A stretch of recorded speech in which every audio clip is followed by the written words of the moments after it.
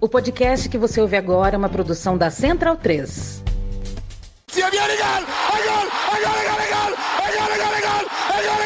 Parte Pirlo! ¡Qué victoria! ¡Qué victoria! Non lo so che ha segnato, ma chi se lo frega! Tardelli!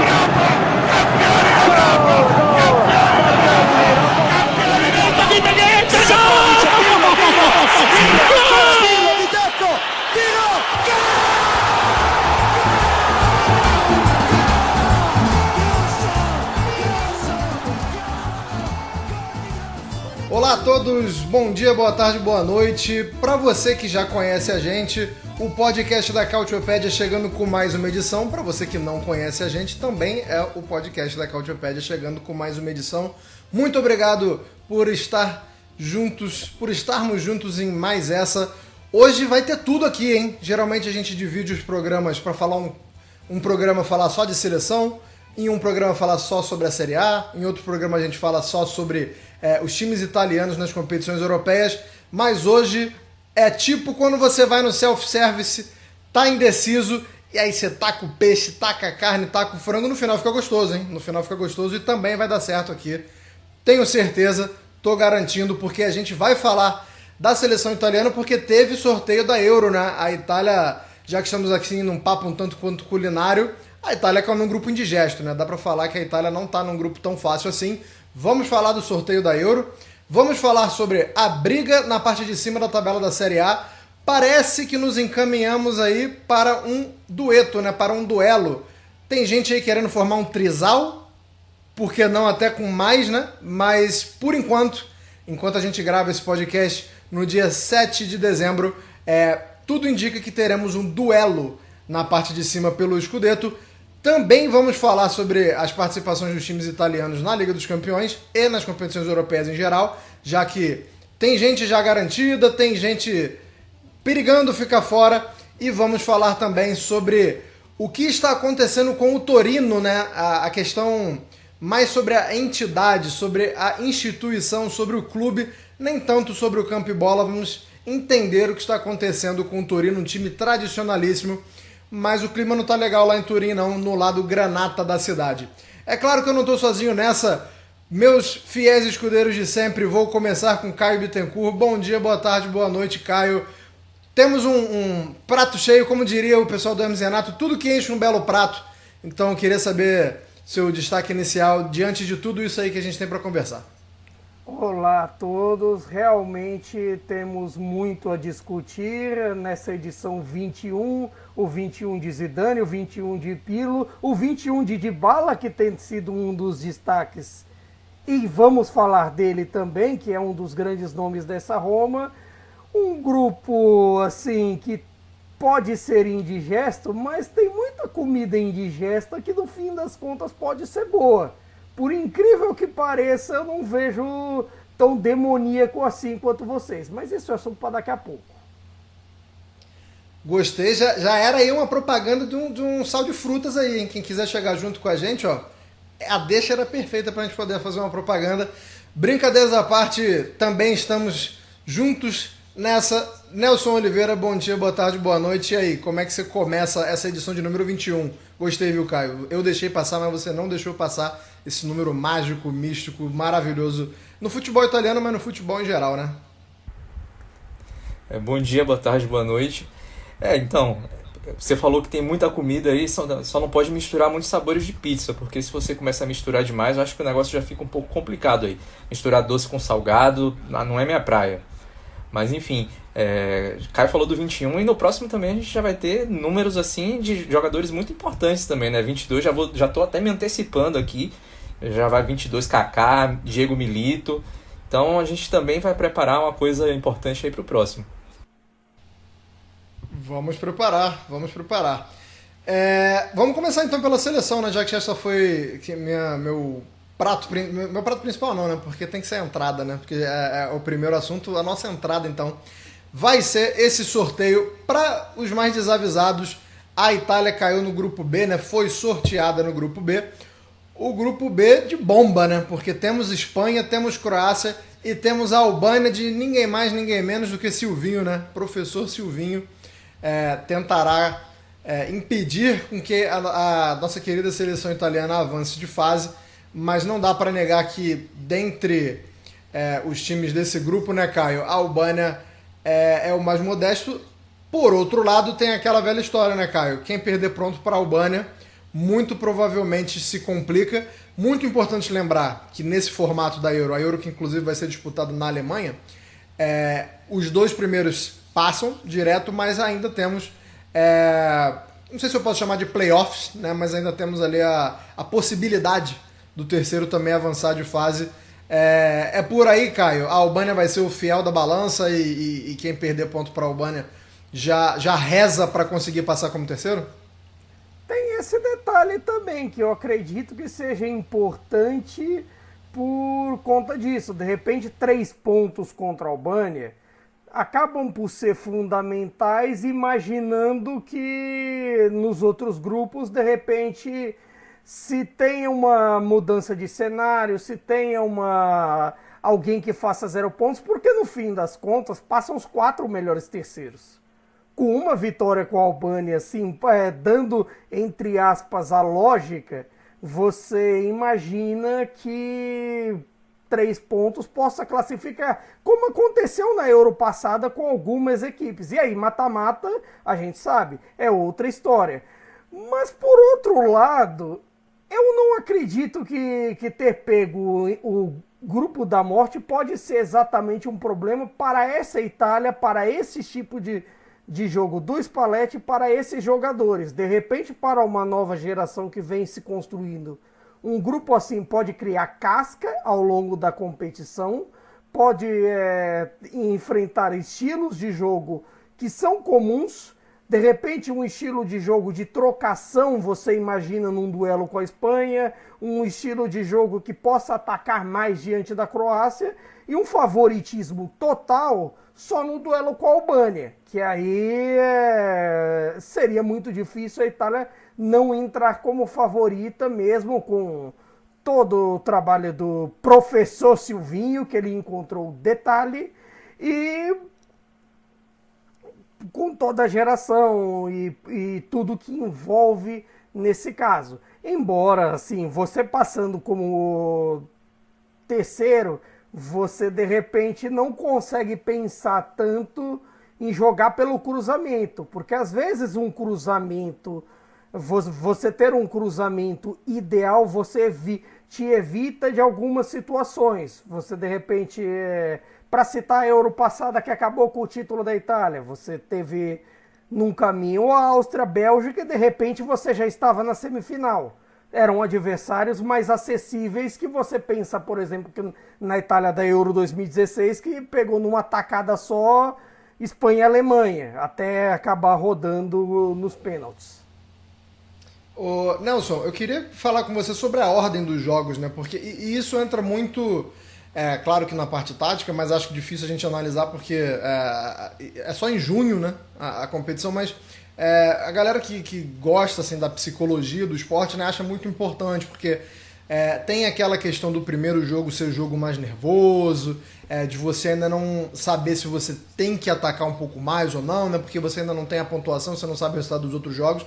Mas queria que você falasse um pouco da ordem com que os confrontos vão acontecer, porque a Itália estreia contra a Albânia em Dortmund, o segundo jogo contra a Espanha em Gelsenkirchen, perdão, e o terceiro jogo contra a Croácia em Leipzig.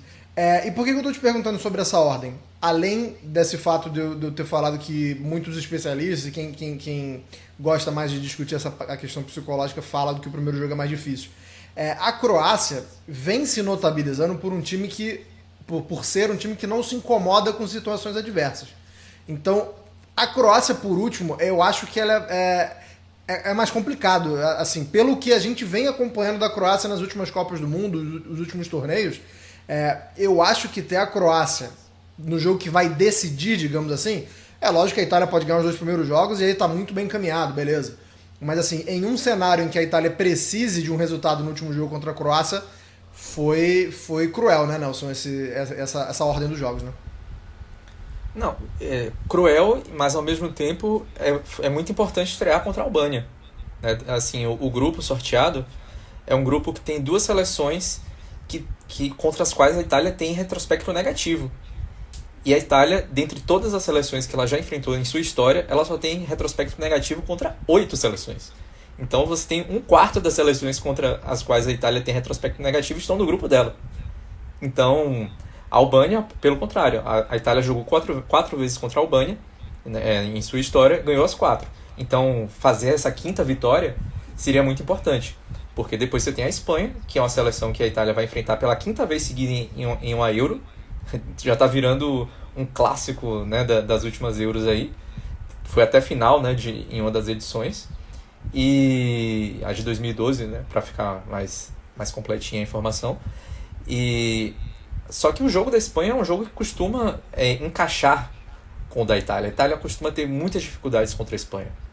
Então, ela tem um retrospecto negativo, né? São 11 vitórias para a Itália, 13 para a Espanha e 16 empates. Então, a Itália, se conseguisse um empate aí, já ficaria muito bem encaminhada, né? Então, para chegar na Croácia, sabe desde quando a Itália não vence a Croácia? Desde 1940. A única vitória que a Itália tem contra a Croácia em toda a sua história foi em 1940, quando a Croácia estava no meio da Segunda Guerra, né? A Croácia nem era um estado independente como a gente tem nos moldes de hoje, né? Era um estado que tinha ali, estava até sob domínio nazista, e esse jogo aconteceu em plena guerra até por isso também. Então, que a Itália era, enfim, né, era um país aliado à Alemanha nazista. Enfim, a única vitória que a Itália teve contra a Croácia foi em 1940. Desde então, outros 8 jogos, 5 empates e 3 derrotas. A Croácia é carne de pescoço para a Itália. São países vizinhos, existe uma rivalidade futebolística. Então, de fato, se a Itália chegar nesse último jogo precisando de pontos para se classificar, não estou nem falando de posição, estou falando de classificação mesmo. Então, a Itália vai ter problemas. E a Itália tem tido problemas, na verdade, contra seleções que jogam mais fechadas, que saibam se defender muito bem. E a Croácia já mostrou várias vezes que sabe fazer isso. Então, eu acho que é uma faca de 2 gumes. A Itália, ela pode ter muitas dificuldades com essa sequência de jogos se ela não conseguir o resultado contra a Albânia. E aí ela vai praticamente ter que cortar um dobrado aí, né? Mas se ela já tiver feito o resultado contra a Albânia, ela vai poder chegar um pouco mais tranquila. Administrar nas últimas 2 rodadas. Você pegou o pouco de esperança que eu ainda tinha e jogou no liquidificador com essas estatísticas aí contra a Croácia.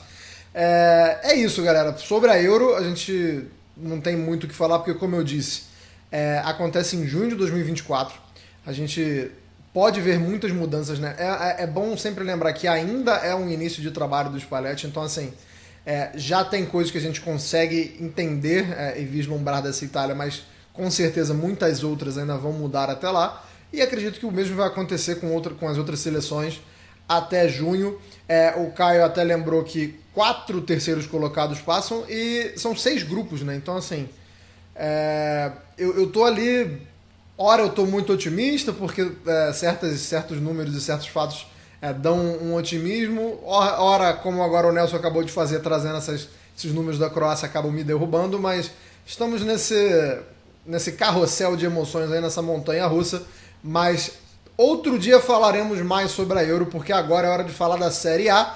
A gente ainda vai falar mais pra frente de Roma e Torino, vocês que gostam muito de Roma e Torino, vocês torcedores da Loba e torcedores da equipe Granata, mas vamos começar pela parte mais de cima da tabela. Não que a Roma não esteja em cima, né? A Roma até dando uma arrancada aí, mas a gente vai falar dessa arrancada aí especificamente daqui a pouco. A gente vai falar agora dessa briga pela primeira posição, porque Inter e Juventus são as 2 equipes que despontam melhor nesse começo, inclusive só 2 pontos separando-os e os últimos resultados muito parecidos, né?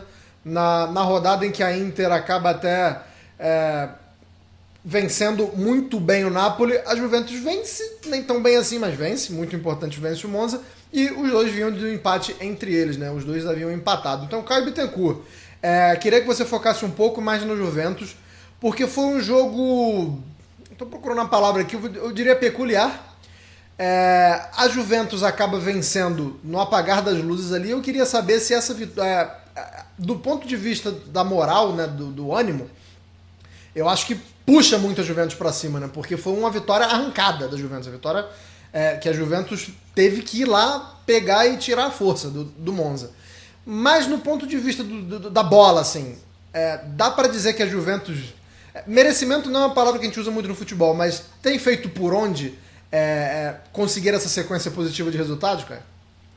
Depende do ponto de vista, porque acredito que muita gente irá falar mal da Juventus porque, teoricamente, ela não apresenta um futebol mais vistoso, não é aquele período mesmo dominador como era do período Alegre 1. Agora, no período Alegre 2, as coisas são outras. As bases são as mesmas, com a força defensiva, com uma eficiência no ataque quando chega e marca seus gols, mas que de repente, embora seu meio-campo esteja produzindo, é preciso ter claro em algumas questões. É preciso ter claro que o Kostic tem jogado bem, que o Cambiaso tem jogado bem nas alas, que no meio-campo Rabiot e McKennie, Nicolucci, Cavilli e até o Locatelli também tem desempenhado não tanto quanto o sistema de defesa, que aí eu já acho que o nível do Gatti e do Bremer tem sido muito alto e do Chesney tem sido muito alto. Nessa brincadeira a gente já citou meio time da Juventus pela força defensiva. E até acredito que o nível cortomuso da Juventus, o famoso por um nariz, para quem não está acostumado, o Alegre é um grande fã de corrida de cavalo, nesse quesito não é nenhuma novidade para quem acompanha a Juventus, e a força da Juventus está aí. Está aí na capacidade de produzir números defensivos muito bons, de tomar poucos gols, de manter pelo menos de 1-0 em 1-0, você faz 3 pontos. Talvez seja um pouco aborrecente para quem vem de fora. Pode ser. Mas nós estamos falando do clube em que vencer não é importante, é a única coisa que conta. Então, dentro dessa filosofia, não dá para você imaginar que assim, nossa, é diferente. Muitas vezes eu acho até que se faz uma cobrança de certa forma exagerada, porque é um time que vem desempenhando. Mesmo esse duelo com o Monza, assim, o empate acabou sendo até um pouco castigo no final, o empate do Monza, até que o Gatti acha o gol. Teve o pênalti perdido do Vlahovic também, que é bem verdade que o Di Gregório fez uma grande partida no gol do Monza, nesse confronto, e já tem sido uma tendência. A Juventus tem produzido para tal, Chiesa e Vlahovic tem produzido para criar gols, então eu acho que assim, nesse modelo de disputa por título, pode ser importante que a Juventus tenha jogado semana a semana o básico e o essencial para ganhar os seus jogos. E o fato da Juventus não ter calendário internacional com um elenco relativamente curto comparado, por exemplo, ao da Inter, e quer dizer, no papel seria um elenco curto em relação ao do Milan, mas em relação ao que sobrou do Milan é um elenco longo sim. Então, nesse quesito, eu acho que eles estão fazendo o essencial para competir. Vou agradecer até o gancho. Queria muito que você levantasse esse gancho de competições europeias, porque quando a gente analisa, e a gente falou aqui que a gente ia falar de Série A e de competições europeias, a Juventus é exceção, e é até bom começar com a Juventus, porque a partir de agora, quando a gente for fazer as análises, né, e eu perguntar para vocês, é muito importante, é sempre bom lembrar que as equipes estão em duas frentes. E Nelson, dito isso, eu queria que você falasse da Inter, que faz algo muito curioso, né, o senhor Simone Inzaghi, que é poupar na Liga dos Campeões para ter força máxima na Série A. Queria que você falasse sobre isso. Assim, eu não lembro de nenhum outro treinador, exceto quando o time já está classificado na Liga dos Campeões, né? Quando você dispara ali com 4 primeiros resultados bons e depois você poupa nos últimos 2 jogos, aí beleza, aí a gente está cansado de ver. Mas o Inzaghi tem feito isso, se eu não me engano, desde a segunda rodada, né? Já poupando na Liga dos Campeões. O Inzaghi, que é um famosíssimo, um notório copeiro, então assim, longe de mim falar que ele está errado, né? Se tem um cara que sabe o que está fazendo em relação dividir e ter estratégias diferentes para a Copa e Campeonato é ele, mas é um tanto quanto curioso. E se você também puder falar um pouquinho do Marcos Thuram, porque esse aí chegou e tá melhor que a encomenda, né, Nelson? Na verdade o Inzaghi ele poupou já na primeira rodada contra a Real Sociedad, já foi um time já meio misturado, né? Então ele tem feito isso basicamente por um motivo. Primeiro ele quer provar, são dois motivos, né? Primeiro ele quer provar que ele pode também ganhar um campeonato de pontos corridos. Esse é o ponto assim inicial do que o Inzaghi pretende com esse tipo de estratégia.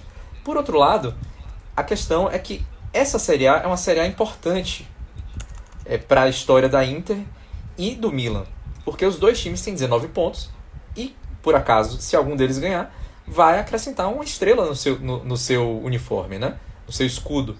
Então, o Inzaghi, obviamente, ele quer entrar para a história como esse técnico, né? O técnico que colocou a segunda estrela no escudo da Inter. O técnico da primeira estrela foi ninguém menos do que Helénio Herrera, que é o maior técnico da história do clube, que fez isso em 1966. Então já tem quase 60 anos isso, né? Enfim, e tem dado certo, né? Porque a Inter tem um elenco profundo, tem passado agora por problemas de lesões em um setor específico, né? Que é a defesa. Ficou sem o Bastoni deve voltar agora no fim de semana contra a Udinese. Tá sem o Pavard ainda, o Dumfries acabou de se machucar, então a gente teve que ver até inclusive contra o Napoli o Carlos Augusto jogando pela primeira vez como zagueiro pela esquerda, né? De Vrij também se machucou no jogo contra o Napoli especificamente, então ele tem dado uma variada no elenco até por obrigação, né? E no ataque, por outro lado, o Thuram e o Lautaro eles são praticamente unânimes, né? Primeiro porque o Sanches passou muito tempo machucado, o Arnautovic também. Então eram as duas únicas opções que a Inter tem no ataque. Eles passaram momentos diferentes machucados, né? Mas diminuía a possibilidade de o Inzaghi fazer esse rodízio, né? no ataque. E o Thuram ele se mostra totalmente ambientado já, né? Tudo bem, ele nasceu na Itália, até morou lá um tempinho antes de voltar para a França com o pai dele, né? Nasceu em Parma, né? Na época que o pai dele, o Lilian Thuram, defendia o Parma. Mas já está praticamente italiano inteirista, né? Assim, se deu muito bem com o Lautaro, né? Já fez 6 gols nessa temporada, participou de outros 10. Então tá sendo assim talvez a principal contratação desse mercado, né? Foi de graça, né? Vale lembrar que é uma contratação gratuita que o Beppe Marotta fez. Então a gente vê que quando ele não participa marcando gols, como ele fez contra o Napoli, ele entra no jogo e já incendeia, né? Por exemplo, contra o Benfica, que a Inter conseguiu um empate através de uma reação assim heróica, né? Tomou 3 gols do João Mário, que era um jogador que passou pela Inter e não deu certo, né? É considerado uma das piores contratações, pelo menos de tempos. O João Mário chegou a fazer 3 né? gols pela Inter? Somando todos os jogos, ele tem 3 gols pela Inter? Curiosidade, que eu não pesquisei. Boa pergunta. Porque o cara meteu 3 gols na Inter e eu não sei se quando ele jogava lá ele fez 3 gols. Pera aí, eu acho que ele tem, eu acho que ele chegou a fazer 3 gols sim, mas foi pouco acima disso, tá? Aqui de cabeça, aqui lembrando, não creio que tenha sido muito acima disso não. Mas enfim, conseguiu tomar 3 gols do João Mário e não foi no jogo inteiro, né? Foi em 34 minutos o João Mário fez uma tripleta. Aí o Thuram entrou no jogo, João Mário fez 4 gols pela Inter. Eu falei que era um número próximo a isso. Então, o Thuram entrou no jogo, assim que ele pegou na bola já sofreu um pênalti, né? E foi o pênalti que empatou o jogo. E ele tem se notabilizado por isso, né? Por ter ser muito eficiente. Pega na bola, já gera algum tipo de perigo, de jogada de gol, assim, ou mesmo termina dentro do gol. Tem conseguido alternar com o Lautaro, ser um jogador móvel, né? O Lautaro também é bem móvel, então eles conseguem fazer isso muito bem, que funciona talvez até um pouco melhor do que o Lautaro funcionava com o Lukaku nesse aspecto, porque o Lukaku ele era mais fixo do que o Lautaro. Agora eu acho que existe um pouco de confusão nas defesas, né? Que o Thuram pode chegar de 9, a camisa que ele usa inclusive, como ele fez contra o Napoli, e contra a Roma aqui, estou falando só de dois momentos que ele chegou lá de 9, gol. Ou então pode fazer o movimento fora da área, como ele fez contra a Juventus e deu o gol para o Lautaro. Então, essa dupla tem funcionado muito bem e muito por méritos do próprio Thuram mesmo. Verdade. Caio, se a Inter enfiou 3-0 no Napoli, eu quero que você fale do outro lado da moeda. Por motivos óbvios, né? Você que é o maior napolitano do mundo. Depois que o Maradona morreu, você é o número 1. Mas, não, é verdade. Não com só certeza falando sobre tem o jogo. napolitanos com mais de 1,85 m. Então eu não sou o maior. Não falando sobre o jogo, mas também sobre... assim, é triste, é chato. O atual campeão, que começa a temporada claramente com um treinador que não devia estar ali.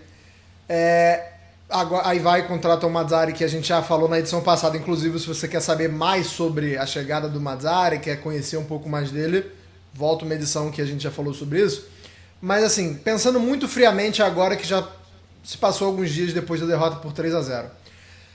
É hora do Napoli começar a focar nas Copas ou é muito cedo para isso? É lógico que ainda precisa garantir um lugar em competição europeia via Série A. Isso aí não está sob discussão, né? Não dá para abrir mão disso diante de orçamento e do tamanho que o clube está alcançando nessas últimas temporadas. Mas, assim, já é hora de desistir ou... Desistir não, mas de tirar o título de como se fosse a sua primeira prioridade.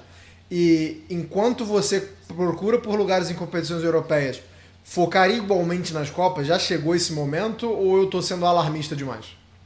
Eu acho que dá para fazer os dois nesse momento. Mesmo porque, se você for parar para pensar, você tem uma classificação para as oitavas da Champions League a resolver também. Não está tudo resolvido ainda. Você tem uma classificação para as oitavas a resolver nos grupos e tem a classificação futura para a próxima Champions League. Que, no fim das contas, com bom desempenho da Roma e um Milan um pouco mais sólido, na prática são 2 vagas. Pode virar 3 se, de repente, todo mundo ir bem na Europa?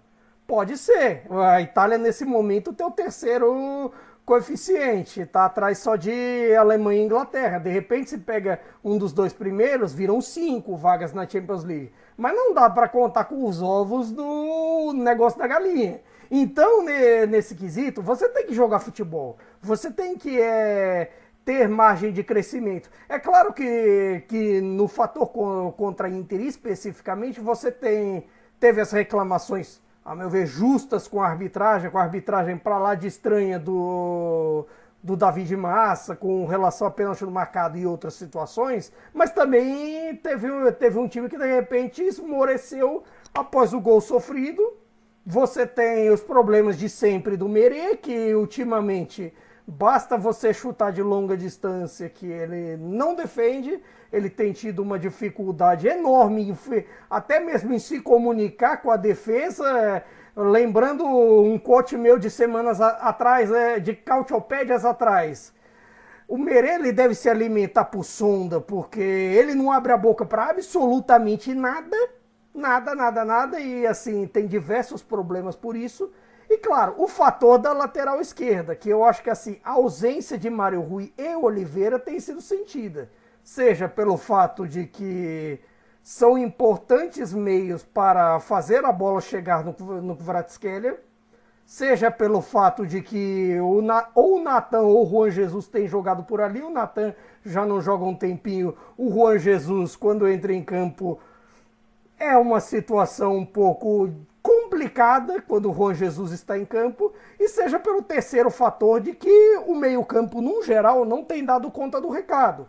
O Anguissa tem tido problemas físicos, o Lobotka não é o mesmo nessas últimas semanas, e o Zielinski é um vagalume, é um eterno vagalume. Você não sabe quando ele vai brilhar, ou quando ele vai apagar, ou quando alguma coisa vai acontecer. E o Zielinski tem estado muito sumido nos últimos jogos. E essa alternância de desempenho é o que faz o Napoli não ser um time exatamente confiável. É claro que assim, a falta de confiabilidade em posições vitais, e aí você pensa no fator da lesão do Osimhen e, claro, no fator Merê, que é um grande problema, como tem sido os goleiros da seleção italiana no geral. Parece que no mundo, ultimamente, até pensando na galera que sempre é convocada pela Azurra, só o Vicário tem ido bem no Tottenham, porque o Donnarumma é atrapalhada atrás de atrapalhada no PSG, o Merê ultimamente você chuta de qualquer distância, ele aceita, os outros também. Não é um período bom para goleiros. Não por coincidência, os melhores goleiros do campeonato hoje em dia, um italiano, é difícil você não falar só do Provedel e do Di Gennaro no Monza.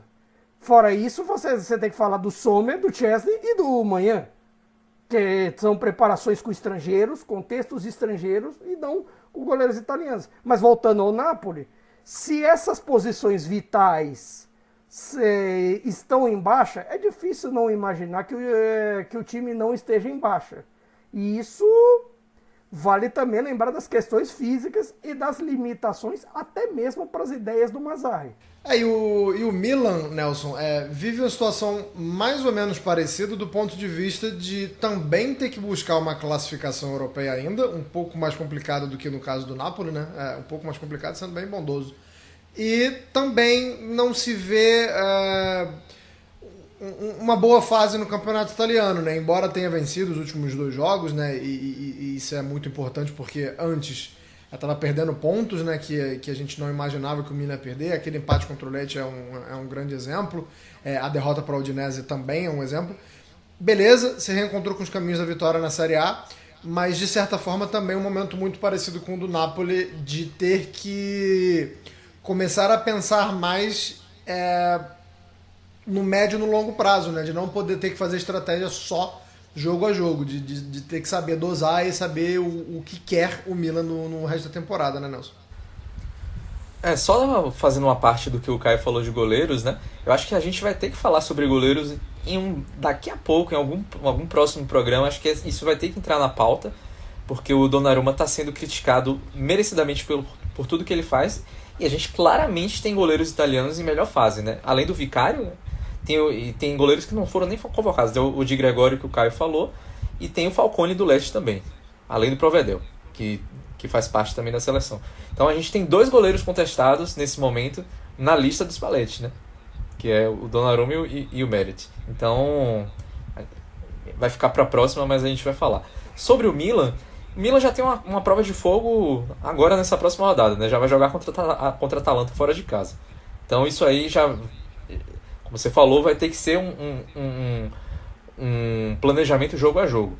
Por exemplo, vamos colocar um exemplo. Se perder e a Roma ganhar, por exemplo, a Fiorentina, o Napoli também ganhar da Juventus, o Milan começa a ficar pressionado até para sair do G4, né? 29 pontos o Milan tem nesse momento, Roma e Napoli 24. Se vencerem, iriam a 27, né? Então Milan já ficaria ali mais pressionado. Atalanta tudo bem, não ganhou os seus 2 últimos jogos e tomou 3-0 do Torino, que vai ser nosso assunto daqui a pouco também. Não o campo, mas o campo influencia no que acontece fora dele também, então vai acabar vindo para aí. E, enfim, a questão do Milan, além de ter esse planejamento jogo a jogo, que, por exemplo, vai definir o seu futuro na Champions League. E a gente não sabe se vai ser Champions League, se vai ser Europa League ou se não vai ser nada. Então, isso aí vai ditar toda a segunda parte da temporada do Milan. Então, eu acho que fica muito difícil fazer qualquer planejamento sendo alguém de dentro do Milan nesse momento, pensando como se fosse o Pioli ou qualquer integrante da sua comissão técnica, porque você não sabe o que vai acontecer. Se for para Europa League, é um tipo de planejamento. Se você for para Champions League, você vai depender do cruzamento que você vai ter nas oitavas de final. Então aí já é um outro planejamento, se for um cruzamento fácil ou se for um cruzamento difícil. Já tem 3 possibilidades aqui. A gente ainda fala da Europa League, mas vai que cai num grupo que vai ter que enfrentar, por exemplo, alguém que sai daquele grupo do Brighton, do Marseille, por exemplo. Porque o Milan caindo da Europa League vai pegar o segundo colocado de algum dos grupos. Pode pegar um desses. Mas pode pegar também, não sei, Não tô aqui me lembrando de cabeça um time mais fraquinho que tivesse vindo de repente a própria Roma, né? Porque se você for parar pra pensar, a Roma não é o mesmo desempenho de arrancada. É verdade, não tem... Não pode ter confronto... Se não me engano, nessa fase ainda não pode tem ainda. Bloqueio geográfico, mas bom... Mas nas oitavas da Europa League já pode. Nas oitavas já pode, na Europa League. Então, mas enfim, nessa fase acho que não pode não. Mas, enfim, vocês estão me entendendo aí o que eu estou querendo dizer. Então aí já são 5 planejamentos. Aí tem o 6º planejamento, que seria se não ficar com nada. E aí, tudo isso a gente vai saber, eles vão saber principalmente, né, aqueles que vão ter que operar dentro do que aparecer a partir da semana que vem. Então, eu vejo que o Milan precisa, para manter esse projeto que ele tem, porque ele tem muitos jogadores promissores ali, só que o Milan está se recuperando financeiramente, né? Então, manter esses caras aí que tem mercado, que tem futuro, alguns já tem presente mesmo, e aí a gente vai falar bem basicamente de Rafael Leão, precisa estar na Champions. Então você tem que estar ali entre os 4. Mas um título é bom também, né? Então, enfim, o Milan tá embaralhado o negócio. E a decisão sobre Copa da Itália, se vai forçar, né, ou se vai levar a sério, digamos assim, a gente não vai ter agora também. Então é difícil também colocar essa decisão, ou essa possibilidade, ou esse cenário em toda essa discussão, porque o jogo do Milan contra o Cagliari é só em janeiro, né? Então a gente ainda tem isso, mas não agora ainda. Tem o torcedor, a diretoria do Milan principalmente está pensando num problema de cada vez, imagino eu. Isso é um problema para a diretoria, para o futuro, né? A gente falando no começo do programa sobre a Roma, né? A gente vinha falando sobre essa arrancada e chama a atenção, é lógico que as armas mais poderosas da Roma começam a se mostrar mais confiáveis, né? A gente sabe da qualidade dessas armas, mas não são armas geralmente muito confiáveis em questões principalmente físicas. O Lukaku, ele também demandou um certo tempo para se adaptar, né? Não chegou jogando tanto, mas agora a gente vê essa dupla Lukaku e Dybala começando a afinar um pouco mais e começando a buscar pontos, né? Porque a gente também não pode deixar de falar, tá jogando bem, tá entrosando, mas tá ganhando? Agora tá. Agora o time da Roma começa uma sequência muito interessante.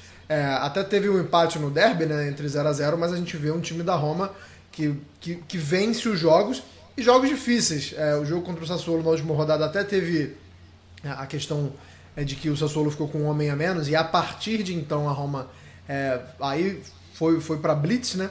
Mas é importante que essa dupla não só está começando a mostrar um pouco mais individualmente, Caio, mas está vencendo, né?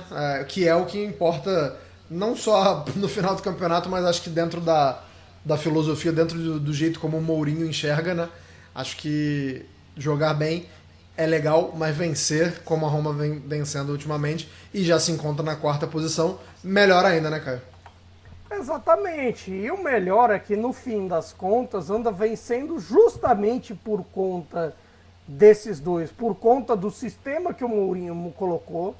Agora um 3-5-2 mais simplesinho, mais clássico, até em vista nos jogadores que tem no elenco, e de certa forma é um sistema que tem aproveitado bem as peças que tem por ali.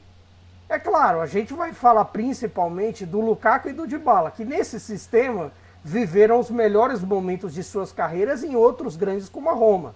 Se você lembrar que, por exemplo, para mim a melhor temporada do Dybala, que ele foi decisivo na Juventus, foi 15-16, em que a Juve naquele momento jogava no 3-5-2. Qual o melhor momento do Lukaku na Inter? 20-21, 3-5-2 do Conte. E aí os dois fazem dupla nesse sistema com mais liberdade de movimento, com mais movimentação e tudo mais. Mas não é só deles que tem vivido a Roma, não. Eles têm tido um bom desempenho na defesa. O Rui Patrício tem estado um pouco menos espalhafatoso nas últimas rodadas, tem sido um pouco mais seguro, mas também o trio de zaga com Mancini, Llorente e Indica tem jogado. A opção pelo Karsdorp e pelo Spinazzola sendo alas, de certa forma, cortou as inabilidades deles, os problemas com defesa e tudo mais, e fez valorizar um pouco das valências ofensivas que tem, principalmente o Spinazzola, e o nível do Cristante tem sido alto.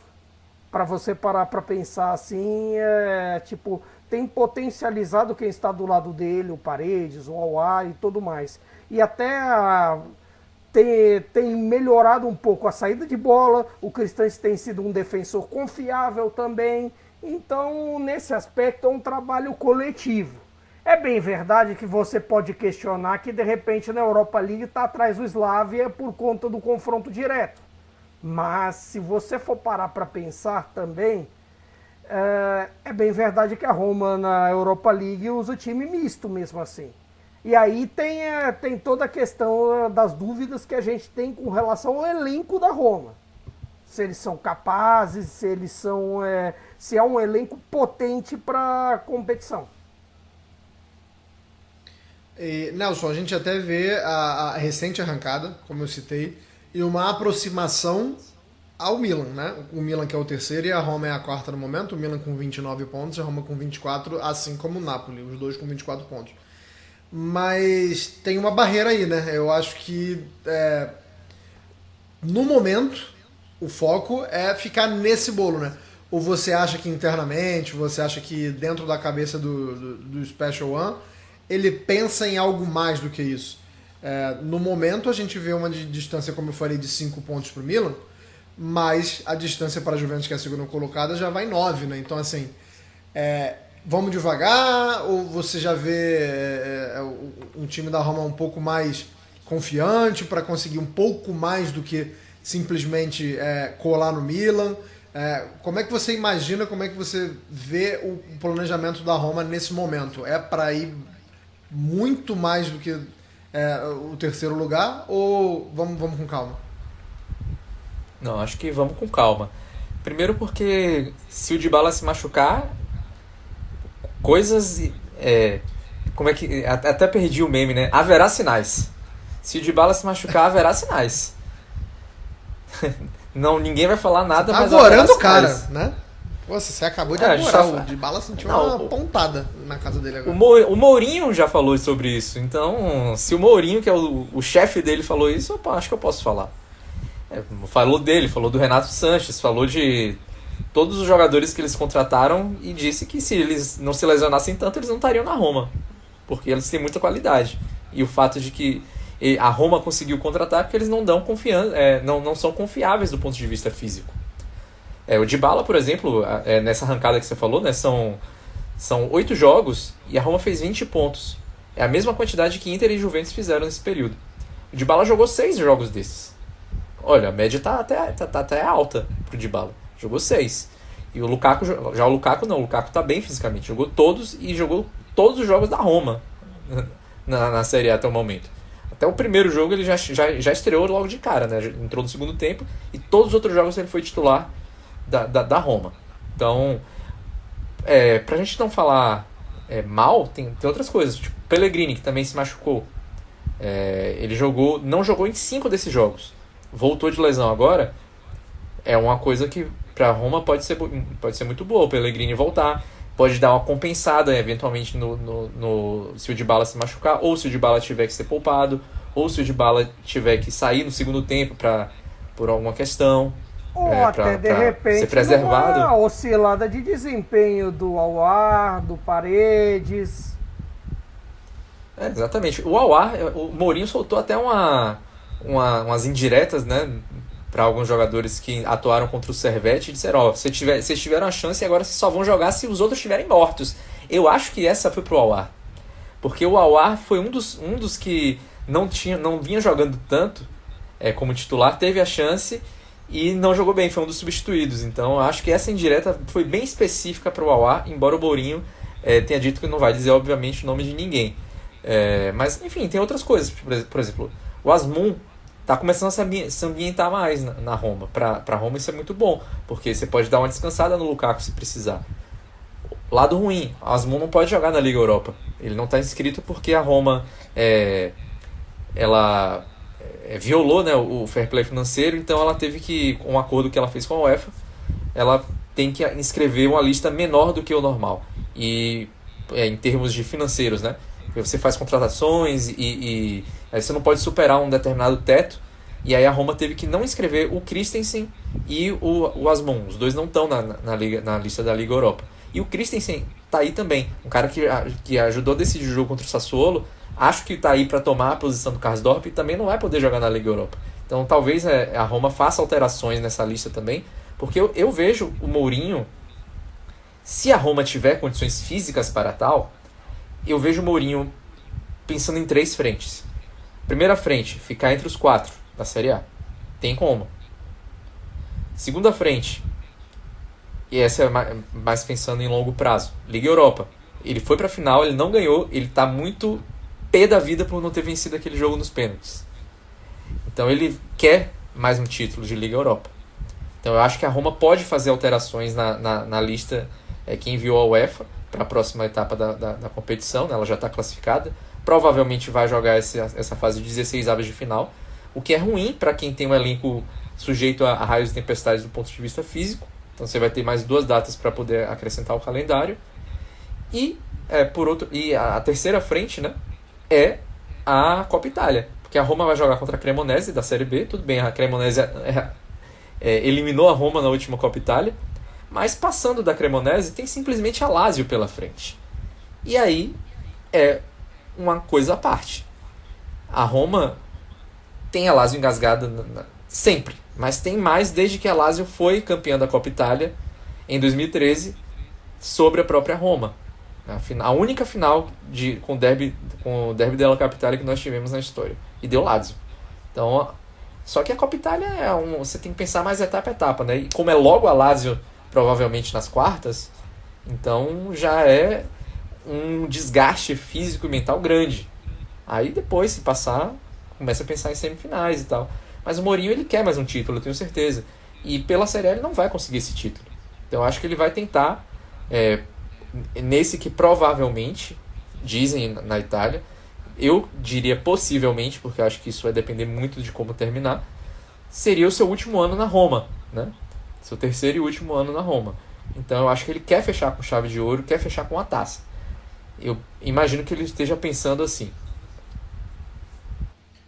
Se o Mourinho sair, confesso que ficarei chateado, porque acho que é um personagem essencial para qualquer campeonato, né? Chama Olha que eu tô a atenção achando, para o seu campeonato. Assim, como palpite, eu tô achando que de repente ele vem parar mais próximo do que a gente imagina. Mas vamos ver o que vai acontecer. Nem presidente tem também. Tem um interesse também. Não, eu tenho até mais interesse do que o outro. E olha que... Quem sabe, tá né? bom. Eu vou dar uma voada aqui pela tabela, porque a gente está falando da Roma, que é a quarta, mas o nosso assunto, nosso próximo assunto, o assunto derradeiro do programa, é o 10º colocado, mas acho que é importante a gente falar de como está a tabela, né? A gente já falou que a Inter é a líder e que a Juventus é a segunda. Já falamos que o Milan é o 3º colocado, que a Roma, que foi esse assunto de agora, é a 4ª colocada, e o Napoli, que perdeu para a Inter, é o 5º colocado empatado com a Roma. Daí a gente vai, infelizmente, passar batido por 2 grandes campanhas até o momento. A Fiorentina, que é a 6ª, e o Bolonha, que é o 7º. A Atalanta, 8ª, e a Lazio, a 9ª. Mas a gente passa por esses porque o assunto Torino, que é o 10º colocado, é muito interessante. Tem um texto, um artigo escrito muito interessante no site da Cautiopédia. Eu vou jogar essa bola para o Nelson falar um pouco mais sobre isso. Para falar sobre, no geral, assim, de uma forma muito geral, e o Nelson depois mergulha, Caio também vai falar sobre isso. No geral, é muito interessante porque a gente está vivendo uma era no Brasil de SAFs, né? E de grandes grupos comprando times, assumindo o controle, se não comprando, assumindo o controle. A gente já vê até um caso específico do Bahia, que faz parte agora do grupo, City, que já é um pouco mais diferente, né? Já não é Já não dá para comparar muito com os casos de Botafogo, os casos do Vasco, do Cruzeiro. Mas a gente tem algo muito, muito peculiar acontecendo na Itália, especificamente no Torino, né, Nelson? Porque o Torino já tem um tempo, né? É uma questão de expectativas e realidade, né? O que é que se promete e o que é que se cumpre. Então, o presidente do Torino, Urbano Cairo, que por ser um magnata da mídia, talvez ele esteja aí nos monitorando em algum momento, talvez a gente apareça em alguma coisa que seja do Urbano Cairo, vai aparecer alguma coisa aí do Urbano Cairo. Tô falando isso de brincadeira, mas, por exemplo, o Marca, que é o jornal dele, já teve edição brasileira, então não tá tão fora da realidade assim. O Urbano Cairo, tô brincando, mas é sério. Exatamente. O Urbano Cairo, para quem não sabe, ele foi auxiliar do Berlusconi, né? Não chegaria a dizer braço direito, mas ele foi auxiliar pessoal do Berlusconi no início da carreira corporativa dele, e ele tem muito de Berlusconi em algumas coisas, né?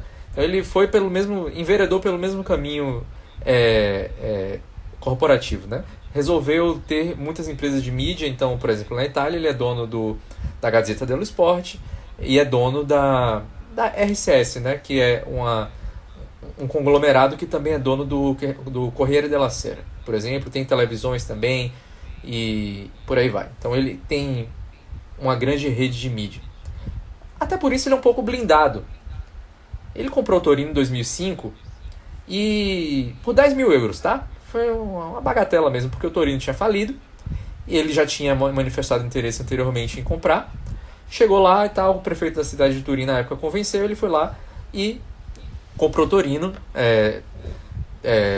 Nesse texto aí que a gente tem no site, eu vou até mandar um abraço aqui pro Arthur Chaves, que escreveu esse texto. Ele tá morando em Turim, então ele tem um conhecimento assim de fato, ele tá sempre ali perto do Estádio Olímpico Grande Torino, tá bem por dentro do que está acontecendo na cidade, né?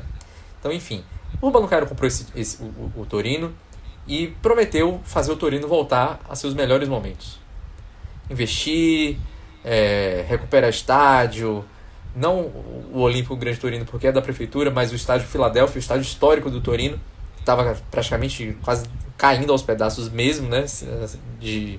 O time do Grande Torino, o maior time da história do Torino, um dos maiores da história do futebol italiano da década de 40, jogava lá, e é muito importante para a torcida do Torino que aquele estádio permaneça ali como um museu, né? Então hoje é o CT do clube, já não virou exatamente o que ele tinha dito que ia virar. Então já começa a primeira promessa aí que ele fez e não cumpriu. Deu uma reformada no estádio, beleza, mas ainda não é aquilo que a torcida do Torino quer. Não quer que seja CT do clube. E ali o Torino só pode treinar dentro daquele gramado. Você vê vários outros times, até times que, vamos comparar aqui em termos de orçamento, sei lá, eu estou em Salvador, por exemplo, conheço bem o Vitória. Vitória tem vários campos no Barradão, ali do lado do gramado do Barradão, tem vários outros gramados que o Vitória treina. Então, nem isso o Torino tem.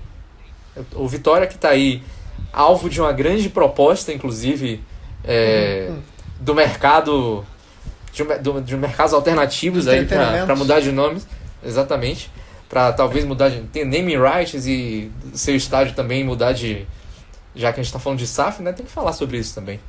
Então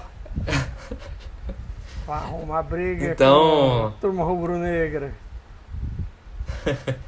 Então, o Torino tá faltando estrutura.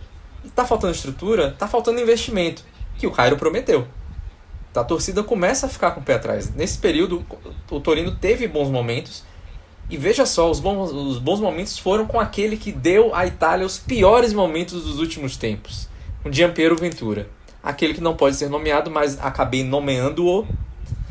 E é isso. Porque pra torcida do Torino, nesse caso pode. Tinha que fazer. Era assim... Um bom momento foi com esse sujeito. Assim, ele só é citado em 2 sujeitos, como um dos piores técnicos da história do Napoli, eu nas edições passadas, e agora no Toro. Fazer o quê? A gente tem que mostrar fatos. Pois é, ele botou Alessio Cerci para jogar, Melhor de momentos da carreira de Cerci foram com o Ventura. Immobile também deslanchou com o Ventura, Belotti. O primeiro, levou o Torino a primeira artilharia do Immobile foi com ele, na temporada 13 e 14, vale dizer.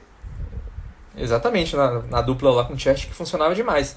Levou o Torino para a Liga Europa, chegou até as oitavas de final, perdeu para o Zenit. Enfim, aquele foi o melhor Torino da gestão Cairo, 10 anos depois. Se esperava que naquele momento o Torino fosse dar um salto, e não é o que está rolando. Então a torcida do Torino sente que foi sequestrada pelo Cairo.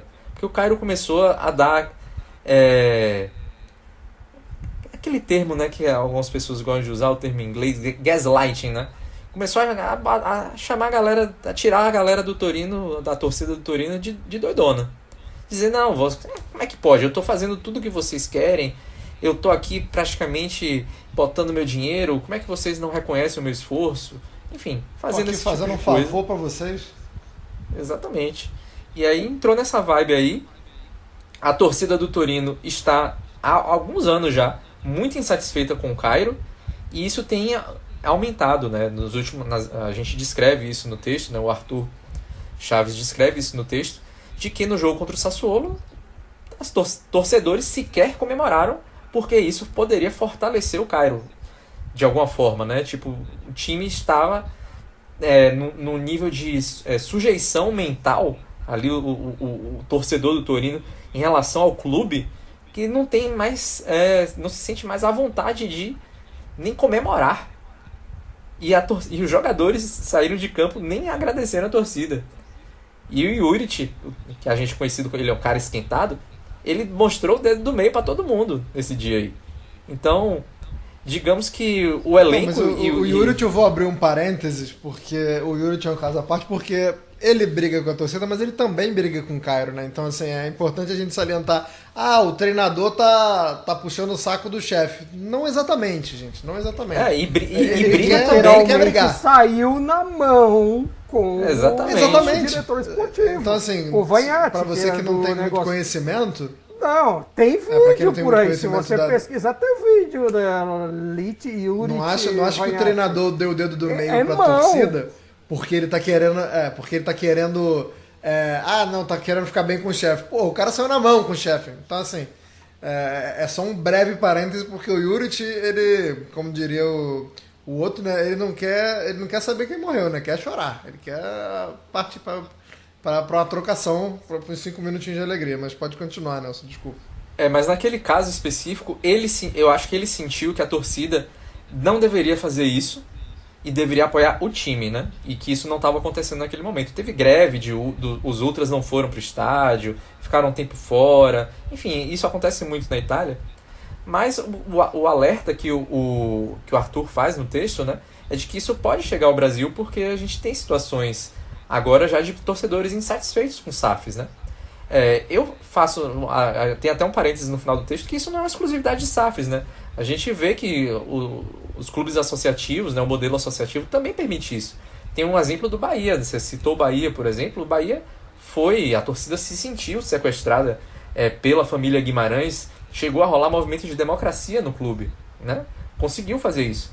Não conseguiria fazer se fosse SAF, porque o modelo associativo permitiu que houvesse uma intervenção. O modelo de SAF é uma eterna briga em qualquer lugar. Só vê, por exemplo, o caso do Newcastle, que os torcedores comemoraram quando a Arábia Saudita chegou. Veja bem, porque o Michael Ashley saiu da Sport Direct, que é tipo assim, a principal revendedora de produtos esportivos do Reino Unido. E veja bem, para você comemorar que a ditadura saudita chegou do seu clube é porque o nível estava assustador.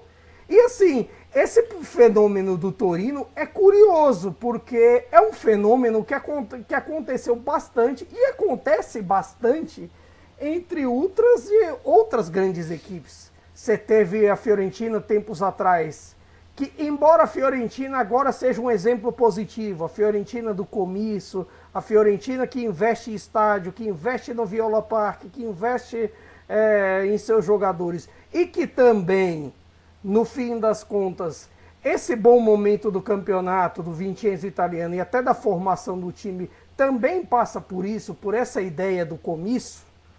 E até mesmo falamos também de outro exemplo que o Anderson disse que ia passar batido, mas eu não deixo passar não. Da Atalanta também, que é tudo às mil maravilhas entre dirigentes e torcidas, porque no fim das contas o trabalho por ali se investe em jogadores, se investe no estádio, se investe em situações, também é muito por isso que você tem os contrapontos contrários. Embora esse fator do Cairo e dos Ultras da Granata escolherem o silêncio, escolherem desertar o estádio, não é exatamente uma novidade. Se você for parar para pensar, a Fiorentina na época dos Della Valle recentemente tinha isso. A Lazio com o Lotito toda hora tem. O Napoli com o De Laurentiis teve até um estopim durante a campanha passada do Scudetto, que chegou do 4-0 com o Milan, por exemplo, no Maradona. Chegou a um certo ponto de greve de torcida durante o campeonato. E foi uma coisa tão feia que as duas partes que nunca sentaram na mesa, De Laurentiis e os Ultras, tiveram que se sentar para negociar, para atender os Ultras. E o De Laurentiis nunca foi bem um amigo dos Ultras. Aí você tem Milan também com essa questão, Inter com essa questão, a Juventus volta e meia do Stadium, briga com o Zanielli.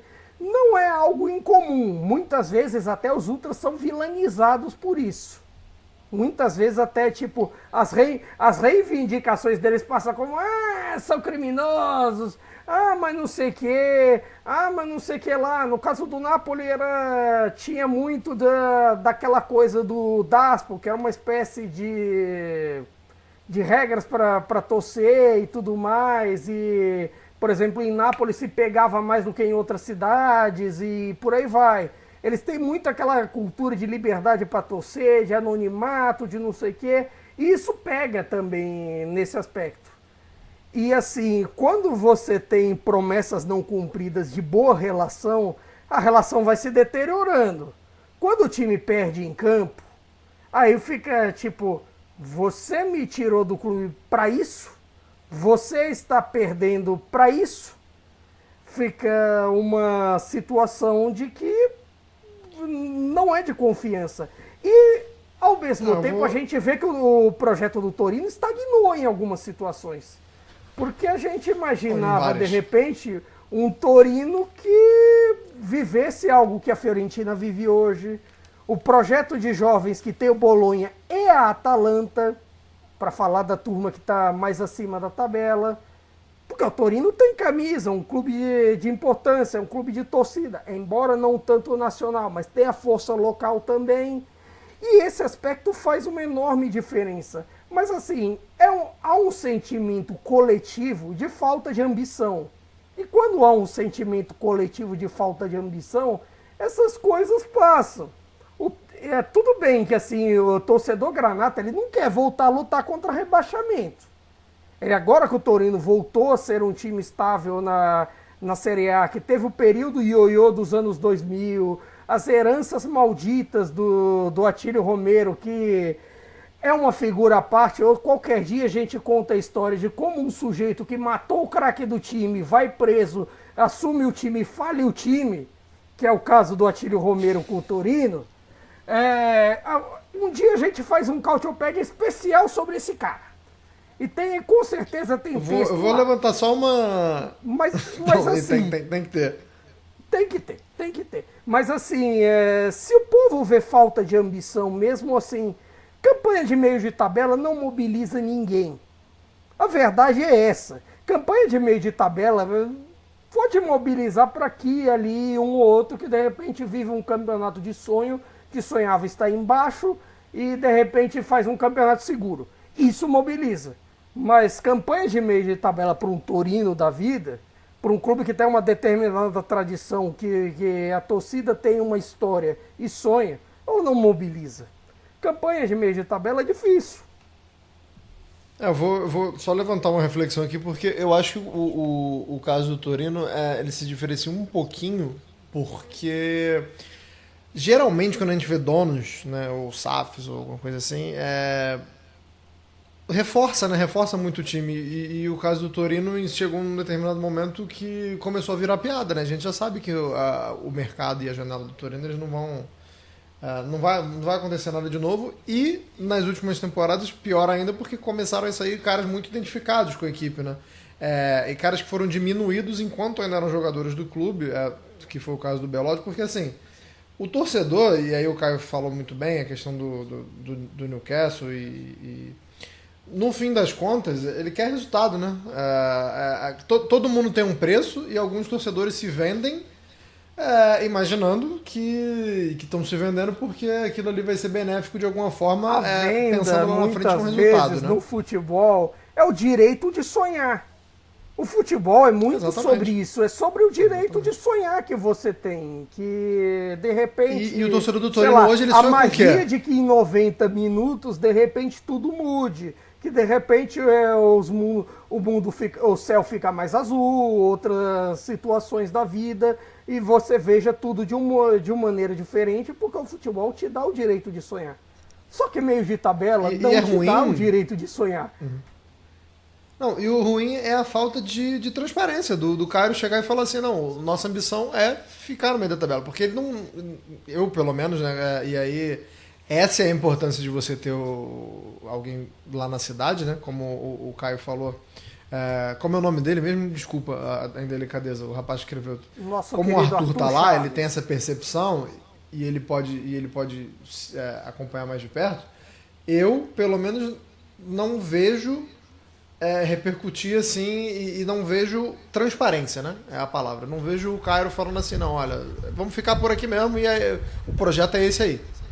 E o que aconteceu no caso do Cairo especificamente, que o Cairo citou vários exemplos de atritos, né, entre as propriedades, os seus donos e os torcedores, né? Mas, a não ser no caso da Fiorentina, dos citados aí pelo Caio, o que já está acontecendo no Torino é uma coisa que diferente, que é venda este clube, pelo amor de Deus. Que é a questão que a torcida não quer mais ele lá. A torcida quer que tenha um novo dono que possa fazer algo melhor. A gente viu isso, por exemplo, sei lá. Por exemplo, um fenômeno exemplo que assim, eu só vi até agora nas grandes cabeças com os Della Valle da Fiorentina, antes do Comisso assumir. E o fenômeno A16 que tem em Nápoles, que é assim, aquela história do Aurélio ir para bar e tudo mais, e volta e meia às vezes acontece. Eu mesmo já várias vezes eu apoio a campanha A16 em muitos momentos. Agora já tá meio. Agora sim, mas há alguns meses já essa campanha tinha ido um pouquinho. Tinha perdido um pouco a força, né? Agora talvez já esteja voltando. Depois do Rudi Garcia, aí já começou a reabrir a estrada, abriu um desvio na estrada ali. Bom, falou do Rudi Garcia, acabou o programa. Falou do Rudi Garcia, a gente se despede por aqui. Muito obrigado a quem acompanhou aqui até essa edição de número 21. Nelson Oliveira, tem algum destaque final? Não, o destaque final seria até sobre esse assunto mesmo, que a gente falou do Bari agora, né? O Caio falou. Isso aconteceu no Bari, isso de venda este clube, pelo amor de Deus, com a família Matarese, que foi a família que deixou o Bari no seu melhor momento, mas ao mesmo tempo também essa relação mudou da água para o vinho e a torcida começou a fazer campanha para o Vincenzo Matarese vender o clube. Não vendeu, acabou falindo, né? Deu nessa. Mas aí alguém comprou, conseguiu manter a divisão aí, pelo menos naquele momento não teve tantos problemas, aí faliu de novo. Aí veio o De Laurentiis e deu um novo rumo pro Bari.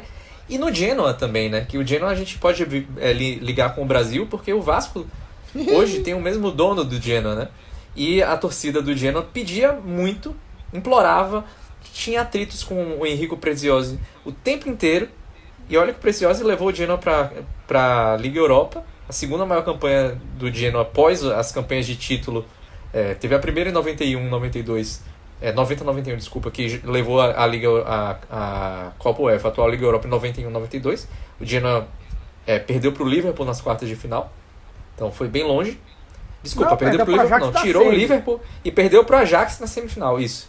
Até troquei. Depois veio o Gasperini, E já na gestão do Preziosi também quase levou para a Champions League. Não levou porque ficou a 2 pontos da Fiorentina e tinha que fazer 2 pontos a mais.